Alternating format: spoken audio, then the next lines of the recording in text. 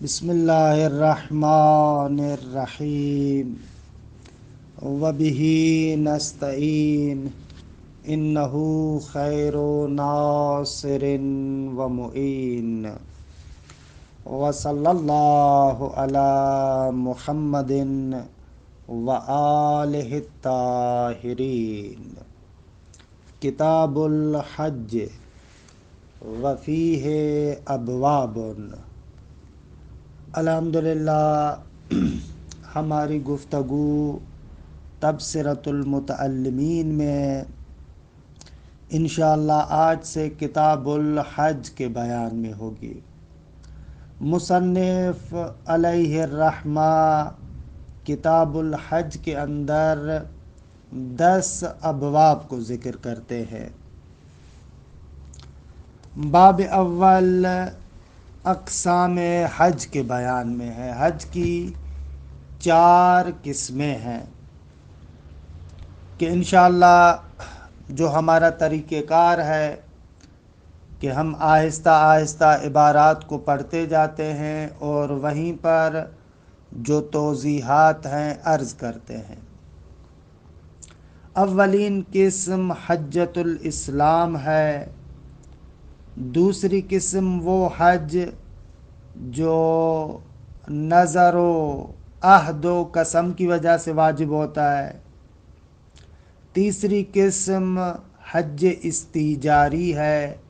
ایک بندہ اجیر بنتا ہے کہ کسی اور کا حج انجام دے۔ اور چوتھی قسم حج واجب کی جو افساد کی وجہ سے ہے، یعنی اس نے حج کے دوران ایک ایسا عمل انجام دیا کہ اس کا حج فاسد ہو گیا، تو اب اس پر واجب ہے کہ حج دوبارہ بجا لائے، یعنی فاسد کر چکا ہے، اب اس پر ضروری ہے کہ حج کو انجام دے۔ کتاب الحج وفیہ ابواب الباب الاول فی اقسامہ۔ فرماتے ہیں کہ باب اول حج کی اقسام کے بیان میں ہے۔ وہ کون سی اقسام ہے؟ ایک حجۃ الاسلام، کہ انشاءاللہ اس کے بارے میں گفتگو ہوگی پوری تفصیل سے۔ وما یجب بالنظر وشبہ، یہ دوسری قسم جو نظر اور شبہ نظر۔ شبہ نظر یعنی وہ عہد و یمین، انسان نظر کرتا ہے یا خدا کے ساتھ عہد کرتا ہے یا قسم اٹھاتا ہے کہ پروردگار عالم نے مثلا اس کو بیٹا دیا تو وہ حج کرے گا، اب یہ حج اس پر واجب ہو جائے گا۔ وبالاستیجار، وہ حج جو حج اجاری ہے، ایک شخص اپنے آپ کو اجیر کرتا ہے کہ کوئی بندہ مر گیا ہے اس کی نیابت میں حج کو انجام دے۔ 4 والافساد، یعنی کوئی ایسا کام کیا تھا جس کی وجہ سے اس نے اپنے حج کو باطل کر دیا تھا، اب اس کے بدلے میں اس پر حج واجب ہوگا۔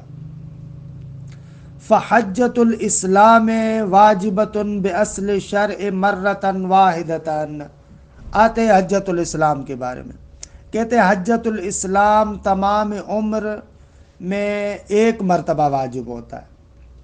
واجبۃ باصل شرع مرۃ واحدۃ، اچھا یہ واجب ہے علی الذکور والاناث،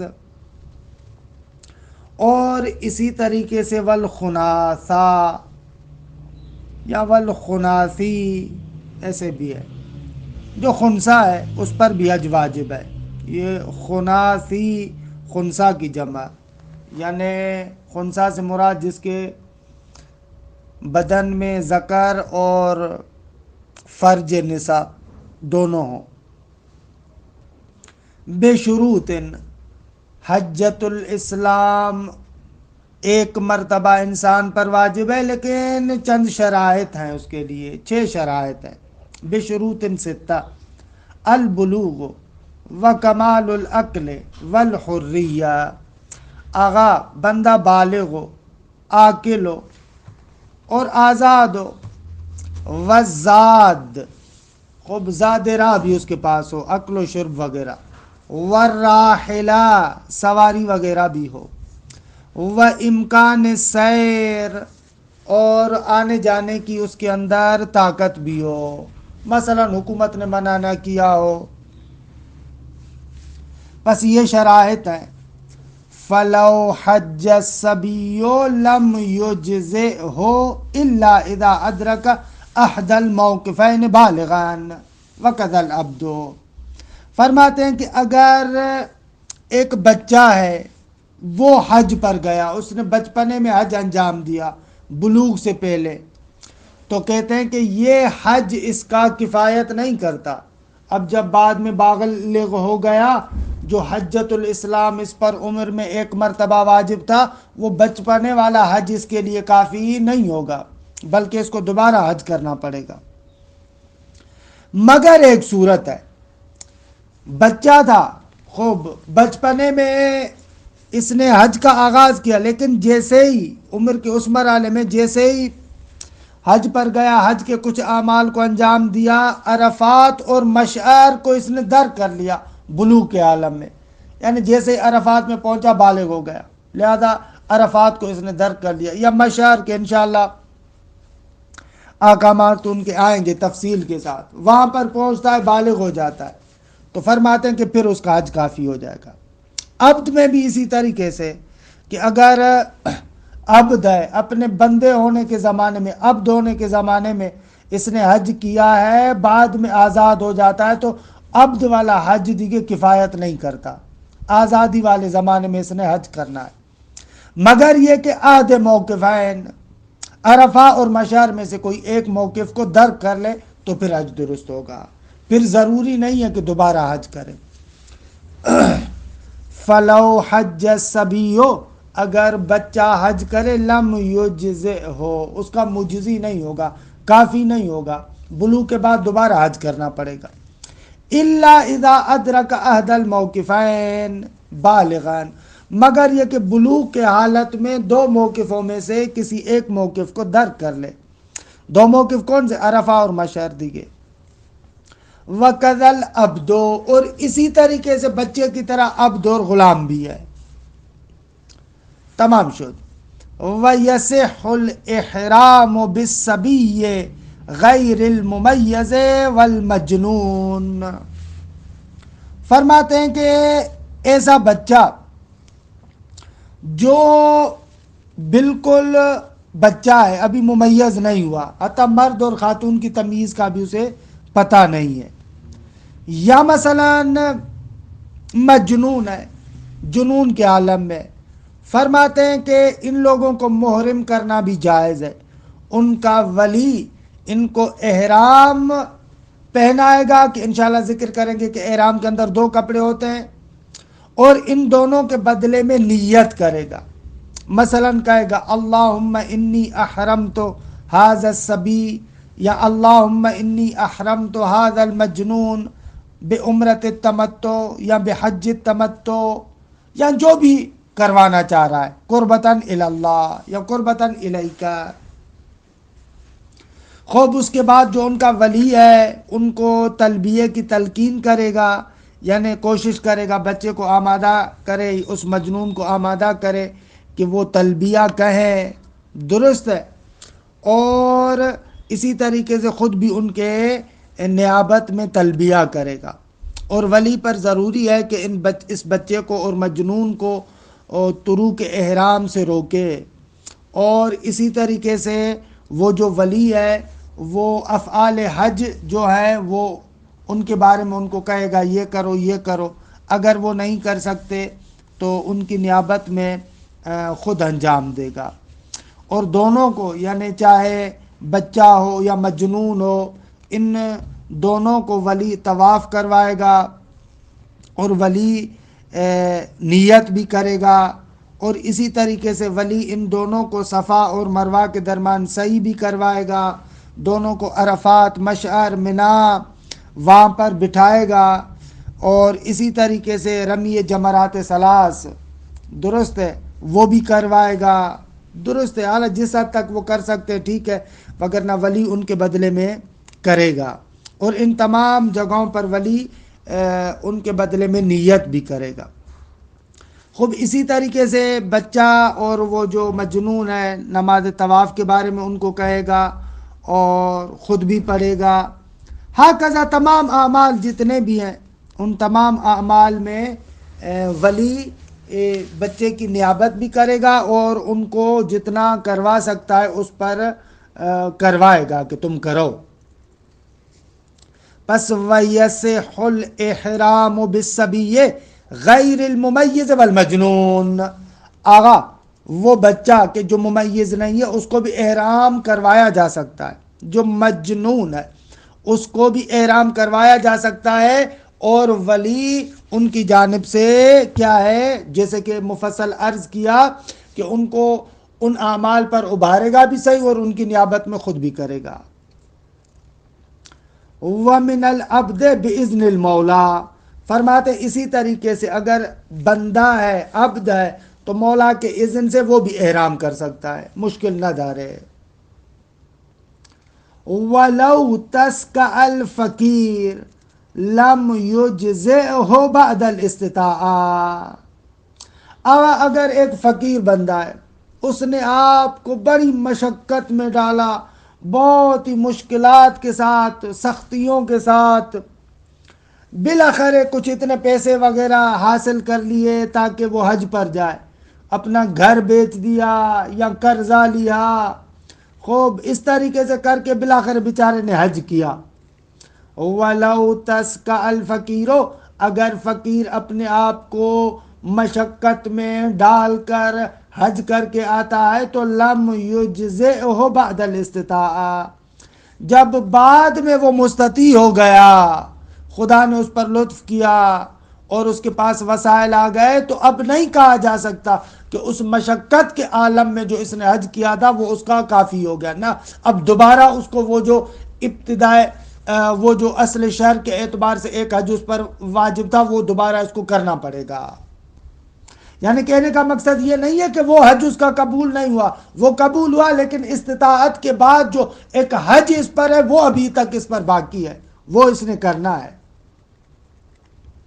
وَلَوْ كَانَ الْمُتَمَكِّنُ مَرِيضًا لَمْ يَجِبْ الْاِسْتِنَابَةُ. اگر ایک بندہ متمکن ہے، پیسہ وغیرہ ہے، استطاعت ہے، لیکن مریض ہو گیا تو فرماتے ہیں کہ اس پر واجب نہیں ہے کہ اپنا نائب لے اور اس نائب کو کہے کہ جاؤ بھائی تم میرے بدلے میں جا کر حج کرو، نہ واجب نہیں ہے. وَيَجِبُ مَعَ الشَّرَائِطِ عَلَى الْفَوْرِ.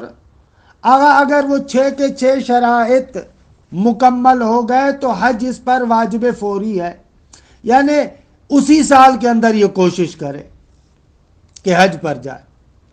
وَلَوْ أَهْمَلَ مَعَ الْإِسْتِقْرَارِ حَتَّى مَاتَ قُضِيَ مِنْ صُلْبِ مَالِهِ مِنْ أَقْرَبِ الْأَمَاكِنِ وَلَوْ لَمْ يَخْلِفْ غَيْرَ الْأُجْرَةِ. فرماتے ہیں کہ اس پر حج مستقر ہو گیا تھا، واجب تھا کہ اس حج کو انجام دے، لیکن اس نے انجام نہیں دیا اور مر گیا. کہتے ہیں کہ ضروری ہے کہ اس کے اصل مال سے حج کروایا جائے، حج کی قضا کروائی جائے. البتہ من اقرب الاماکن، وہ جو قریب ترین مکہ مکرمہ کے قریب ترین جگہ ہے وہاں سے یعنی وہاں سے کوئی اجیر وغیرہ مل جائے وہاں تک کے اخراجات، مثلا ایسے نہ ہو کہ اپنے شہر سے ہی کہ وہیں سے اخراجات دینا شروع کر دینا. وہیں پر اگر کوئی بندہ مل جاتا ہے مثلا میقات وغیرہ سے ہی تو وہاں سے ایک بندے کو اجیر بنا جو اس کی نیابت میں حج کو انجام دے. وَلَوْ لَمْ يَخْلِفْ غَيْرَ الْأُجْرَةِ. اگرچہ وہ جو مر گیا ہے میت، اس کے مال میں فقط اجرت جتنے پیسے ہیں اور کچھ بھی نہیں ہے، تو کہہ رہے ہیں تو اس صورت میں بھی اس مردہ کی جانب سے حج کروایا جائے گا اور اس مال کو ورثہ آپس میں تقسیم نہیں کریں گے. خب تمام شد. وَلَا يَجُوزُ لِمَنْ وَجَبَ عَلَيْهِ الْحَجُّ أَنْ يَحُجَّ تَطَوُّعًا وَلَا نَائِبًا. فرماتے ہیں جس پر خود حج واجب ہے اس کے لیے جائز نہیں ہے کہ وہ مستحب حج کرے، یا اس کے لیے جائز نہیں ہے کہ کسی اور کا نائب بنے، بھائی پہلے اپنا حج انجام دینا ہے۔ ولا یجوز، جائز نہیں ہے، لمن وجب علیہ الحج، جس پر حج واجب ہے، جائز نہیں ہے کیا، ان یحج تطوعا، کہ وہ مستحب حج انجام دے، ولا نائبا، اور یہ بھی جائز نہیں ہے کہ حج نیابتی انجام دے، پہلا اپنا حج انجام دو بھائی۔ اچھا، مسئلۃ ولا یشترط فی المرأۃ وجود محرمین ولا اذن الزوج، اگر خاتون پر حج واجب ہو گیا تو ضروری نہیں ہے کہ خاتون کے ساتھ محرم ہو یا شوہر کی اجازت لے، نہ نہ نہ، ضروری نہیں ہے، شرط نہیں ہے، شرط نہیں ہے، وہ کر سکتی ہے۔ وَيُشْتَرَطُ فِي النَّدْبِ، ہاں اگر حج مستحب بھی ہے تو خاتون کے لیے ضروری اپنے شوہر کی اجازت دے، شوہر کی اجازت کے بغیر حج مستحب بھی نہیں ہوگا۔ تمام شد۔ وَأَمَّا النَّائِبُ، وہ بندہ جو نیابت میں حج کرتا ہے، فَشَرْطُهُ الْإِسْلَامُ وَالْعَاقِلُ، آگا وہ مسلمان بھی ہو اور عاقل بھی ہو۔ وَأَنْ لَا يَكُونَ عَلَيْهِ حَجٌّ وَاجِبٌ، اس پر خود اپنے اوپر کوئی حج واجب نہ ہو۔ وَلَوْ لَمْ يَكُنْ جَازَ، آغا اگر نائب پر حج نہ ہو، وَلَوْ لَمْ يَكُنْ یعنی اس نائب پر اگر حج نہیں ہے تو جائز ہے کہ دوسرے کا نائب بنے۔ وَإِنْ كَانَ سَرُورًا، سرورا اسے کہتے ہیں کہ جس نے ابھی تک حج انجام نہیں دیا، اس پر حج واجب بھی نہیں ہے، غریب آدمی ہے، خود پہلی مرتبہ بھی حج کر رہا ہے، کہہ رہے مشکل نہ داری، یہ بندہ نائب بن سکتا ہے۔ وَإِنْ كَانَ سَرُورًا او امرأة، چاہے پہلی مرتبہ حج کر رہا ہو یا خاتون ہے، مشکل نہ داری۔ وَلَوْ تَبَرَّأَ عَنِ الْمَيِّتِ بَرِئَتْ ذِمَّتُهُ، اگر ایک بندہ مفت میں کسی میت کی نیابت میں حج کر رہا ہے، کہ مشکل نہ دار، میت بری ہو ذمہ ہو جائے گا۔ خود باب اول تمام شد۔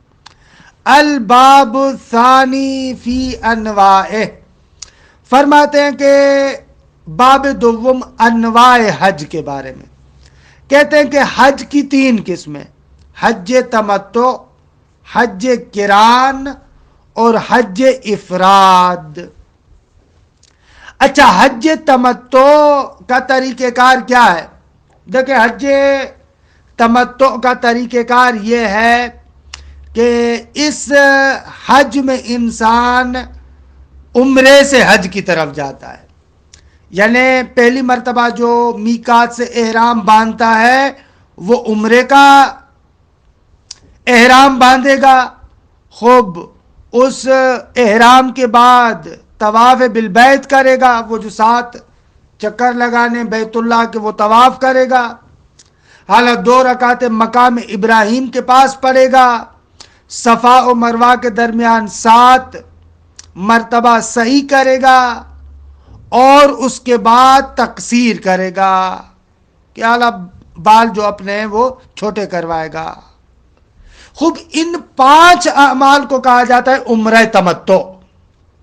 یہ 5 اعمال جو ابھی آپ کی خدمت میں عرض کی، احرام، طواف، مقام ابراہیم کے پاس 2 رکعتیں، صفا و مروہ کے درمیان سعی اور تقصیر، یہ 5 اعمال عمرہ تمتع کہلاتے ہیں۔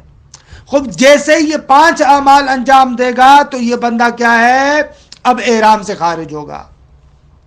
پھر جب ایام حج آئیں گے کہ 8 ذی الحج ہے، پھر ایام حج میں وہ جس جگہ پر ہے مکے وغیرہ میں، اس جگہ سے پھر محرم ہوگا اور اعمال حج کو انجام دے گا۔ یہ ہے حج تمتع۔ دیکھیں، الباب الثانی فی انواعہ، فرماتے ہیں کہ دوسرا باب انواع حج کے بیان میں، وہی ثلاثۃ، اس کی 3 قسمیں، وہ کون سی ہیں؟ تمتع و قران و افراد، کہ قران اور افراد کی ابھی وضاحت کریں گے کہ کیا ہے۔ اما تمتع، خوب حج تمتع کیا ہے؟ فصورتہ، اس کا طریقہ یہ ہے، الاحرام بالعمرۃ الی الحج من المیقات. آغا حج تمتع کا طریقہ یہ ہے کہ آغاز میں احرام عمرہ باندھے گا میقات سے، کہ انشاءاللہ میقات کے بارے میں بات کریں گے کہ وہ مخصوص مقامات ہیں جہاں سے انسان محرم ہوتا ہے، احرام باندھتا ہے. تو یہ بندہ عمرے سے حج کی جانب جائے گا، یعنی پہلے عمرہ تمتع کو بجا لائے گا، عمرہ تمتع کے لیے محرم ہوگا. ایک دو، وطواف بالبیت سبعان، کعبۃ اللہ کا طواف کرے گا، دیکھیں 7 چکر لگائے گا. وصلاۃ رکعتین فی مقام ابراہیم، مقام ابراہیم پر 2 رکعتیں پڑھے گا. خوب. والسعی بین الصفا والمروہ سبعان، صفا اور مروہ کے درمیان 7 چکر لگائے گا. والتقصیر، اور بال وغیرہ کیا ہے کٹوائے گا. کہ یہ 5 اعمال کیا ہے عمرہ تمتع کہلاتے ہیں، اور ان 5 اعمال تقصیر کے بعد یہ بندہ احرام سے باہر آ جائے گا. درست ہے. اب پھر بعد میں جب حج کا احرام کرے گا، ایام حج آئیں گے کہ 8 ذی الحجہ سے مثلا، والاحرام ثانیا من مکہ بالحج، اب حج کے لیے دوسری مرتبہ کیا کرے گا، وہ احرام باندھے گا، البتہ وہ اسی مکے سے ہی ہوگا. والوقوف بعرفات، خوب سارائے عرفات میں رکے گا. درست ہے. والوقوف بعرفات کب تاسع ذی الحجہ الی الغروب، یعنی جو 9 ذی الحج ہے اس کی ظہر سے لے کر مغرب تک عرفات میں رکے گا، میدان عرفات میں رکے گا. والافاظۃ الی المشعر، آغا مغرب کے بعد مشعر کی جانب جائے گا. والوقوف بہ بعد الفجر، اور ادھر مشعر میں رکے گا بعد الفجر، فجر کے بعد سے طلوع شمس تک، یعنی فجر کے بعد سے طلوع شمس تک یہ کہاں پر ہوگا، مشعر میں ہوگا. مطلب سمجھ میں آیا کہ یہ ایام حج میں محرم ہوگا، اور 9 ذی الحج کی ظہر سے غروب تک عرفات میں ہوگا، اور مغرب کے بعد مشعر کی جانب جائے گا، اور مشعر میں فجر سے لے کر طلوع شمس تک وہاں رہے گا. اور اس کے بعد کیا کرے گا، وَرَمَا جَمْرَةَ الْعَقَبَةِ ثُمَّ الذَّبْحُ ثُمَّ الْحَلْقُ، اور اس کے بعد رمی جمرہ کرے گا. درست ہے کہ اعلیٰ وہ انشاءاللہ آگے آ رہا ہے کہ کنکریاں مارنی ہوتی ہیں. رمی جمرہ کرے گا، اور جو قربانی ہے اس کی وہ قربانی کرے گا، اور اس کے بعد اگر مرد ہے تو اپنے بال کیا ہے مثلا حل کروائے گا، منڈوائے گا. درست ہے. دوبارہ اس کو عرض کر رہا ہوں. پس احرام حج باندھا 9 ذی الحج کے ظہر سے غروب تک عرفہ میں، پھر اس کے بعد یہ مشعر کی طرف نکلے گا، فجر سے لے کر طلوع شمس تک مشعر کے اندر رہے گا، اور جو 10 ذی الحج ہے مینا کے اندر ان 3 اعمال کو انجام دے گا. رمی جمرہ، قربانی کو ذبح کرنا، اور سر منڈوانا. درست ہے.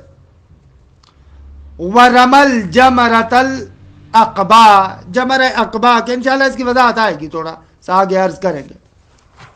درست ہے. یہ کرے گا ثم الذبح، اور اس کے بعد قربانی کرے گا، ثم الحلق، بال منڈوائے گا، یوم النحر یعنی وہ 10 ذی الحج کو، بے منا، منا کے اندر.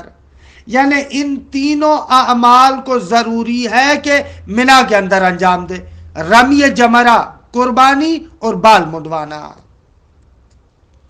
وطواف الحج ورکعتاہ، فرماتے ہیں اسی طریقے سے اس پر ضروری ہے کہ کعبۃ اللہ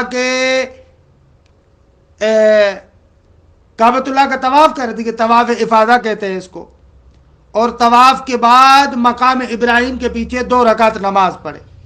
وسعیہ، اور صفا اور مروہ کے درمیان صحیح کرے گا، وطواف النساء ورکعتاہ، درست ہے، اور طواف نساء اور 2 رکعتیں. روشن ہوا کیسے عرض کیا؟ منا کے اندر 3 اعمال بجا لانے کے بعد طواف حج کرے گا، اور طواف حج کے بعد 2 رکعتیں پڑھے گا، اور اس کے بعد کیا کہتے ہیں، صفا اور مروہ کے درمیان صحیح کرے گا، پھر طواف نساء کرے گا، اس کی 2 رکعتیں پڑھے گا، ایسے. اچھا، اب کیا ہوگا؟ اب یہ سارے اعمال انجام دینے کے بعد یہ پھر پلٹ کر آئے گا منا کی طرف، اور منا میں 11 ذی الحج کی رات اور 12 ذی الحج کی رات، یہ دونوں راتیں وہاں پر گزارے گا. 11 اور 12 ذی الحج منا کے اندر رہے گا. والمبیت بمنا لیلۃ الحادی عشر وثانی عشر، آغا رات گزارے گا منا میں 11ویں ذی الحج کی رات اور 12ویں ذی الحج کی رات. اس کے بعد کیا ہے؟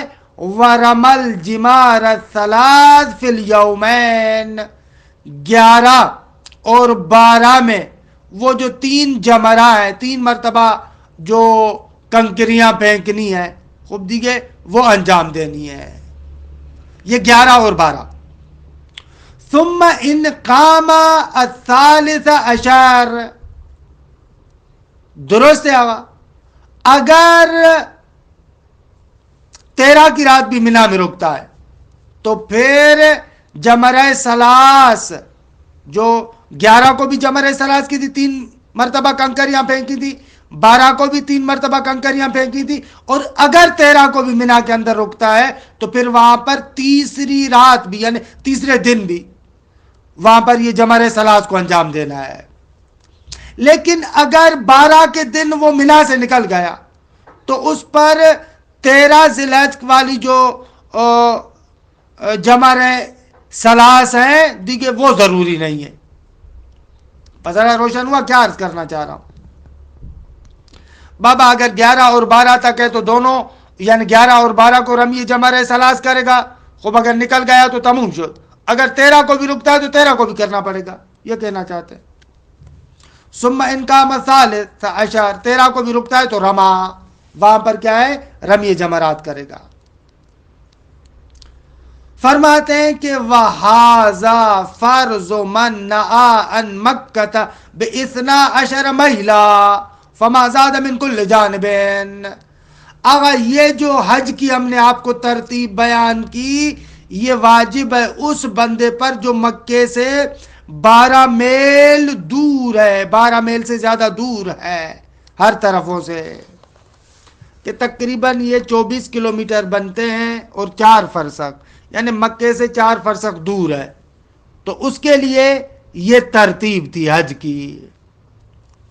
پس حج تمتع کا خلاصہ کیا ہوا؟ حج تمتع کا خلاصہ یہ ہوا کہ آقا یہ وہ حج ہے کہ جس میں انسان پہلے عمرہ تمتع کو انجام دیتا ہے، اور عمرہ تمتع کے اندر 5 اعمال اس نے کرنے ہوتے.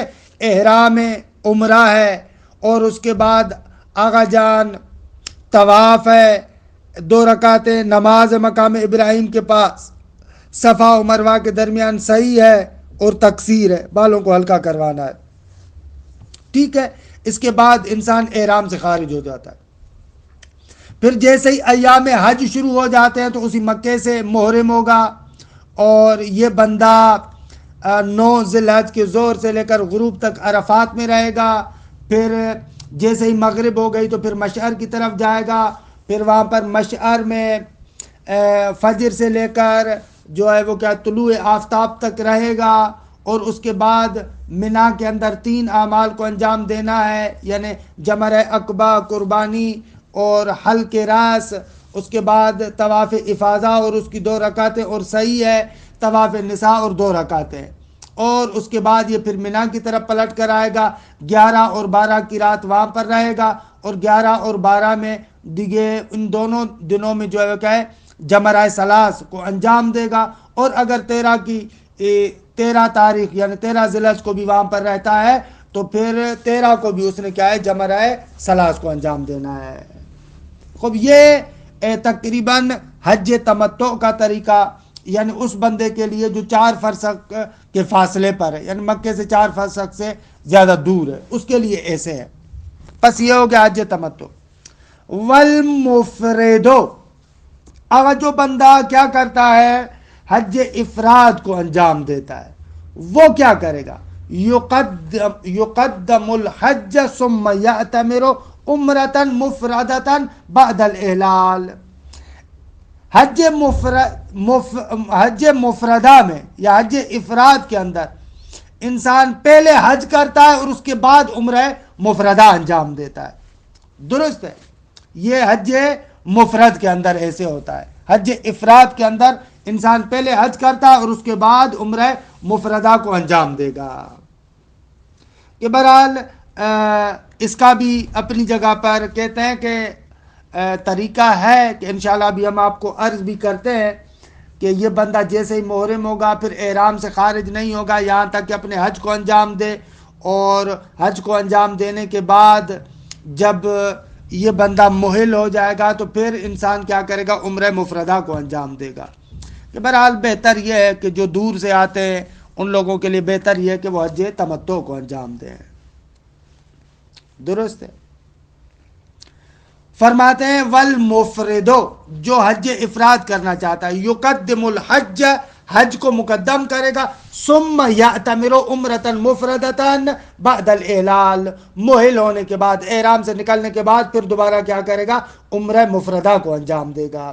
یعنی جیسے یہ بندہ احرام سے نکلا نا تو یہ مکے سے باہر جائے گا اور اس جگہ پر پہنچے گا جہاں سے حرم میں داخل ہوا ہے، وہاں سے محرم ہوگا، کعبۃ اللہ کی طرف آئے گا، کعبۃ اللہ کا 7 مرتبہ طواف کرے گا، نماز طواف جو مقام ابراہیم کے پیچھے پڑھنی ہے اس کو انجام دے گا، صفا و مروہ کے درمیان سعی کرے گا، اپنے بالوں، یعنی اگر خاتون ہے تو ہلکے بال کٹوائے، اگر مرد ہے تو بال سارے کے سارے منڈوائے، اعلیٰ اگر بال منڈواتا نہیں ہے بلکہ بال چھوٹے کرواتا ہے تو اس کے بعد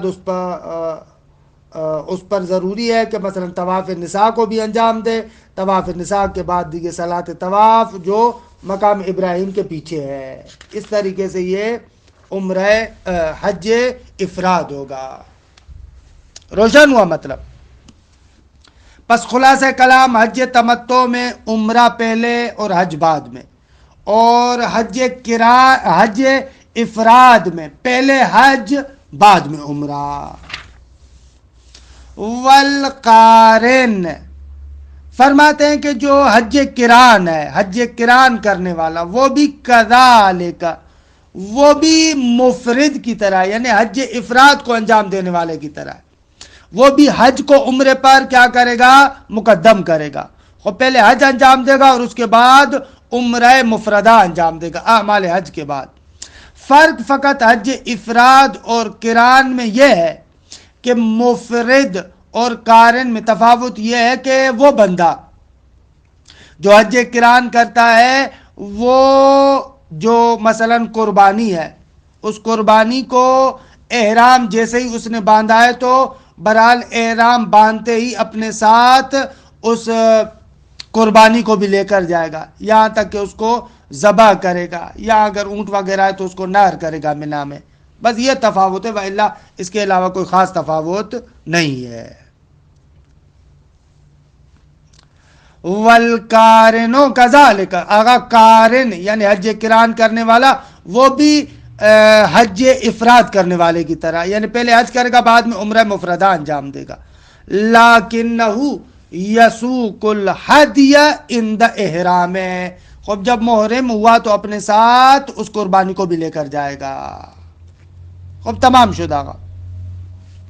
وشرط المتمتع النیہ، فرماتے ہیں کہ جو بندہ حج تمتع انجام دینا چاہتا ہے اس کے لیے کیا ہے؟ سب سے پہلے یہ ہے کہ نیت کرے، درست ہے؟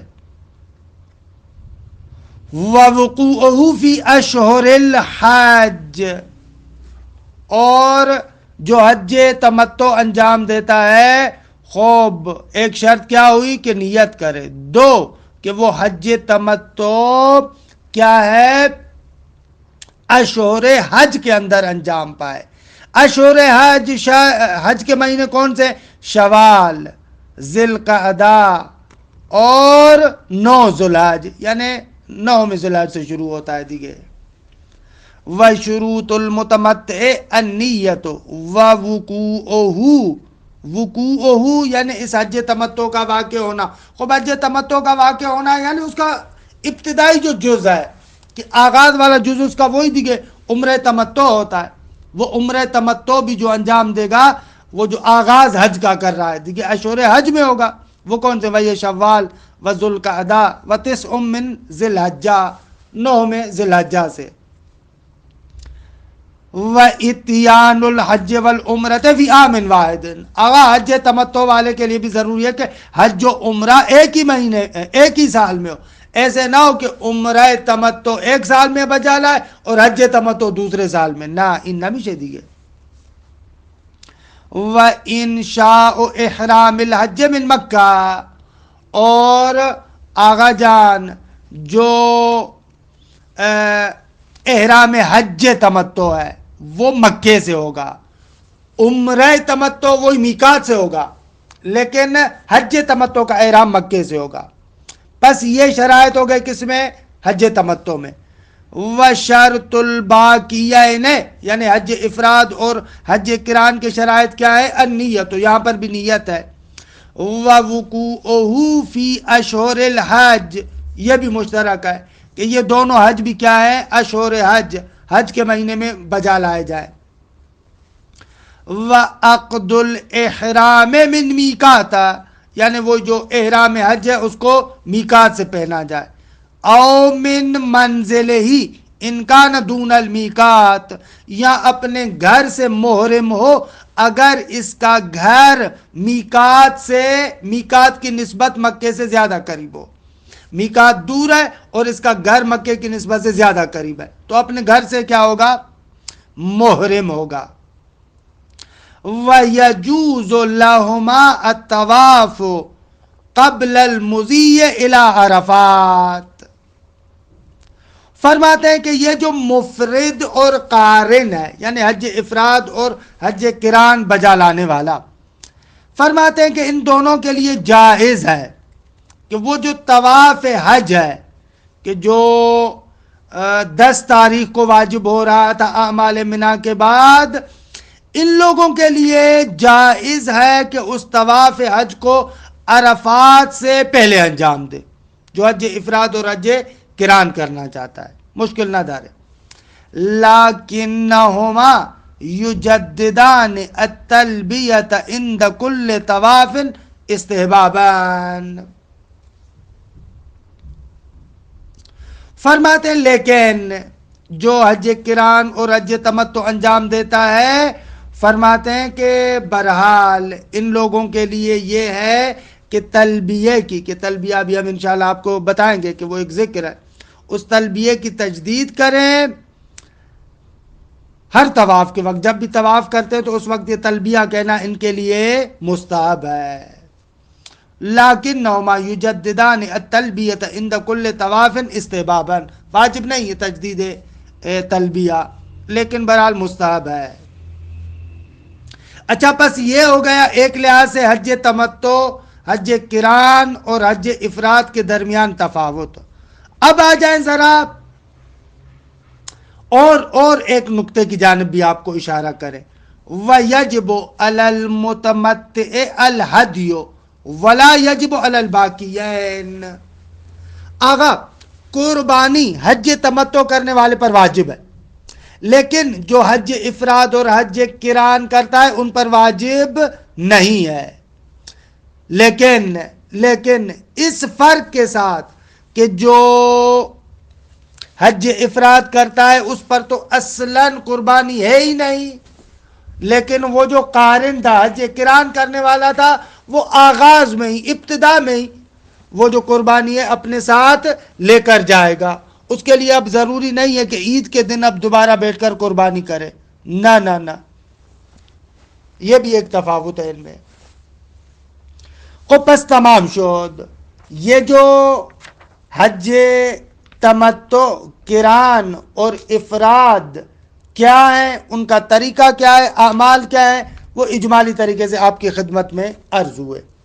انشاءاللہ باب سوم سے احرام، یعنی آہستہ آہستہ اب جو ہم نے آپ کو اجمالاً ذکر کیا، اب ان کا آہستہ آہستہ ان کی تفصیلات بھی آپ کی خدمت میں عرض کرتے جائیں گے. وصلی اللہ علی محمد و آل بیتہ الطیبین الطاہرین.